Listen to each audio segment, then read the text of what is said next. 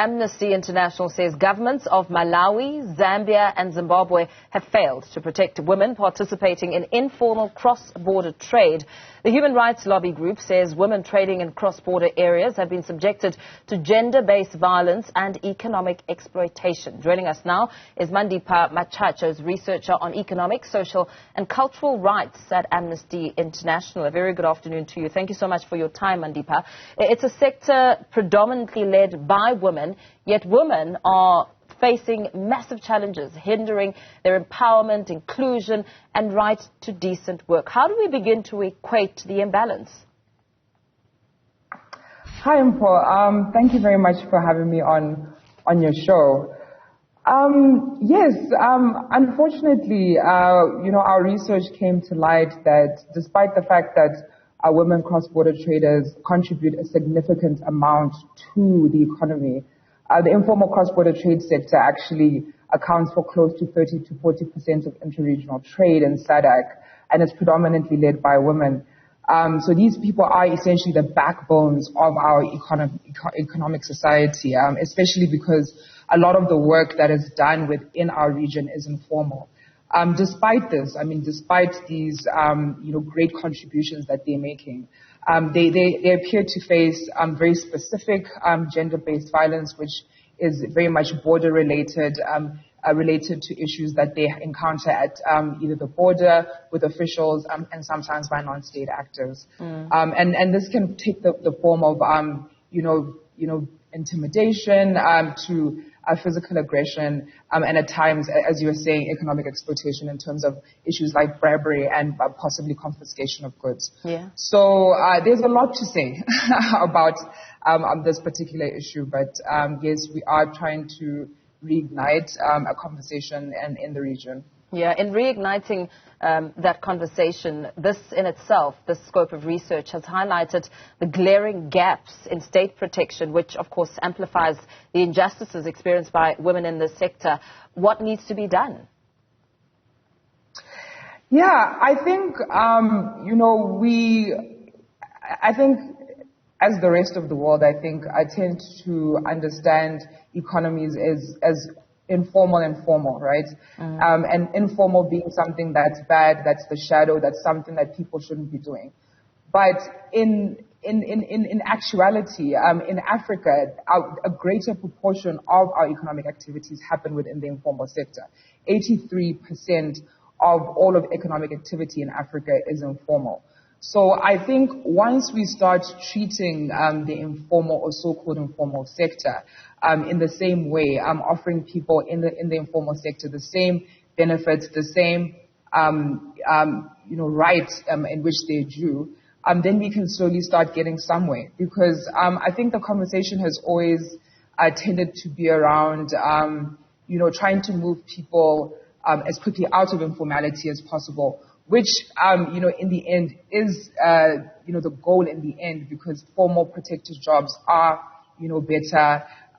People have access to social protection, people have access to certain rights. But we do have the situation where, for instance, countries in our region, Malawi and Zimbabwe, for instance, 70 to 80% of their economies are informal. And we need to start dealing with the problems now. And I think that is just extending the exact same privileges, the exact same rights, to people within the informal sector as people in the formal sector. And that includes ensuring that they are protected from issues like gender-based violence, ensuring that there's clear accountability measures for when violations do occur, and ensuring that they have comprehensive social protection. Yeah. We touched a little bit on economic exploitation, but what have your findings uncovered about this, of women engaged in cross-border trade? Yes, we found a lot of very gendered aspects about this profession. I think the most obvious way in which it's gendered, obviously, is that there's a disproportionate amount of women who do it.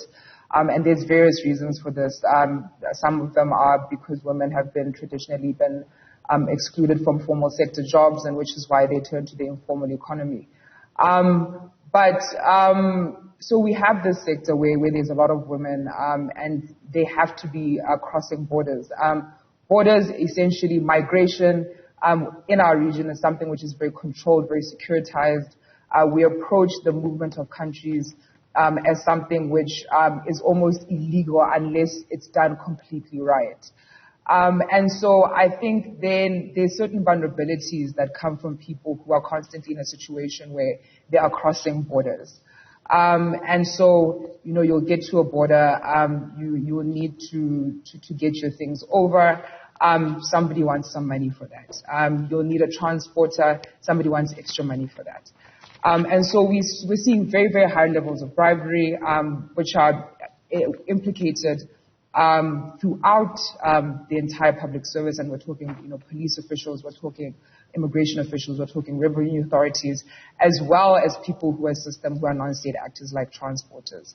And we're also seeing issues like confiscation of goods, and at times women, have their goods stolen. And the important aspect of this, because there are a lot of male traders as well, and who also kind of are subjected to similar treatments. I mean, men are subjected to bribery, men are subjected to confiscation of goods at sometimes.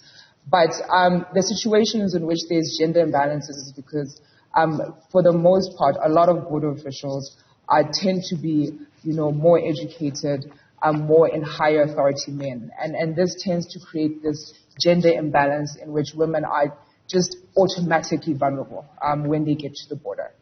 And this is why one of our recommendations in the report is to increase the amount of female personnel which are at border spaces, because when we did our observation and analysis at the few borders that we traveled in across the region, there was a very heavy male presence. And at times this can introduce a very gender dynamic, which immediately makes women vulnerable to sexual violence, to harassment, to intimidation in a different way that men would be.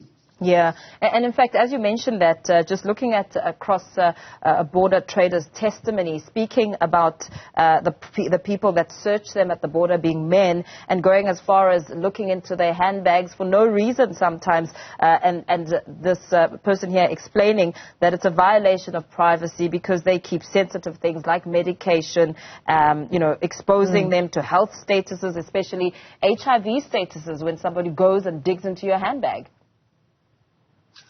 Yes, 100%. And I think this is the gender dynamic in which I talk about. That specific section, when we talk about searches and interrogation, we don't necessarily say that these practices are malpractices or that they're bad. I mean, a lot of us have been searched in many places that we go to at borders. But, there's certain international law standards as to how women are supposed to be searched. For instance, I think we all know women are supposed to be searched by women. Yes. And when women are not searched by women, there is a gendered power dynamic which can be introduced. So we are hearing that although the variability did change from border to border, there were certain borders where women said that they were predominantly being searched by men, which in itself is a breach of I think, rules that are supposed to be followed within, whether it's the police service, the immigration, the soldiers, they're supposed to be searched by women. But this, has to do, as I said, with the fact that there is quite an overpresence of men in positions of authority or in those kinds of positions, soldiers, police, immigration officials at these borders. So yes, these searches and interrogations, which could be nothing, which could just be somebody just patting you down, can end up being situations of sexual assault or situations of harassment, because they are being conducted in the way that they're being conducted. Yeah, very well. Thank you so much. We're going to have to leave it there. Mandipa Machacha, researcher on economic, social and cultural rights at Amnesty International.